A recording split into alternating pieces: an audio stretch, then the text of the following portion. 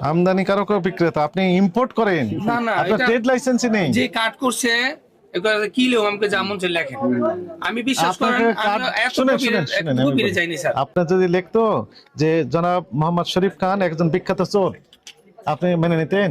না, না, এটা হয় তাহলে না আপনি যা ইচ্ছে তাই লেখেন বললেই হলো? স্যার। আমি আপনি কার্ড যে মানে যা বানাইছে সে ইচ্ছা বলছে। তাই লিখেছেন? যে শরীফ খান, তো আপনি যে অপরাধ করেছেন এটা স্বীকার করছেন? অবশ্যই স্যার, অবশ্যই স্যার। আমি আপনাকে এই অপরাধের যে শাস্তি আছে আমি একটু পড়ে শোনাই আপনাকে, হ্যাঁ? ঠিক আছে? ভোক্তা অধিকার আইন 2009 অনুযায়ী আপনি যে অপরাধ করেছেন তার জন্য অনূর্ধ্ব 3 বছরের কারাদণ্ড, অনধিক 2 লক্ষ টাকা জরিমানা অথবা উভয় দণ্ড হতে পারে। তো এত আপনি টাকা আমি দিতে পারবো না স্যার। ভবিষ্যতে এই কাজ কি আর কখনো করবেন না।